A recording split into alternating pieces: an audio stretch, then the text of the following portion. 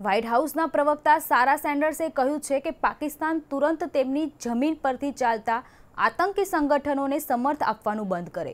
તેઓ માત્ર વિસ્તારમાં હિંસા અને આતંકવાદને પ્રોત્સાહન આપી રહ્યા છે। અમેરિકન વિદેશ મંત્રાલયે તેમના નિવેદનમાં પાકિસ્તાનનું નામ લઈને કહ્યું છે કે દરેક દેશે આતંક વિરુદ્ધ સંયુક્ત રાષ્ટ્રના પ્રસ્તાવ અંતર્ગત તેમની જવાબદારી સમજવી પડશે અને આતંકીઓને આશરો આપવાનું બંધ કરવું પડશે। અમેરિકાની ચેતવણી, આતંકીઓને સમર્થન આપવાનું તુરંત બંધ કરો।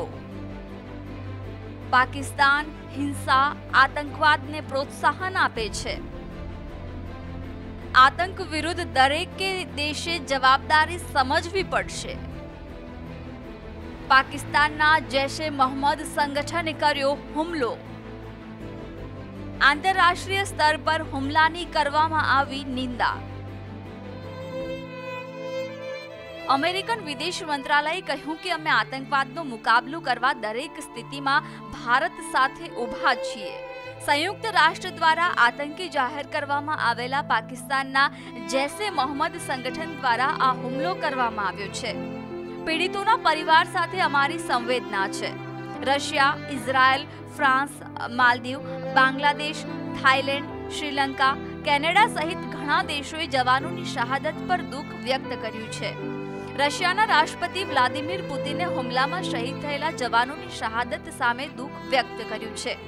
પુતિને કહ્યું છે કે આ હુમલાના જવાબદાર લોકોને સજા મળવી ખૂબ જરૂરી છે। અમે આ ઘટનાની આકરી નિંદા કરીએ છીએ।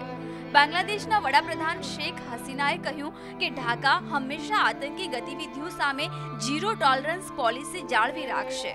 ઘાયલો જલ્દી સાજા થઈ જાય તે માટે અમે પ્રાર્થના કરીએ છીએ। જ્યારે ભારતમાં ઇઝરાયલના રાજદૂત રોન માલ્કાએ હુમલામાં શહીદ થયેલા જવાનો પ્રતિ સંવેદના વ્યક્ત કરતા કહ્યું છે કે અમે આ મુશ્કેલ સમયમાં ભારતની સાથે છીએ। ભારત પર કરેલા હુમલાને પગલે હવે દરેક દેશે એક થવાની જરૂર છે તેમજ આતંકીઓને કચડી નાખવાનો સમય પણ આવી ગયો છે। હવે શાંત બેસી રહેવાથી કોઈ ફાયદો નથી। બ્યુરો રિપોર્ટ, મંતવ્ય ન્યૂઝ।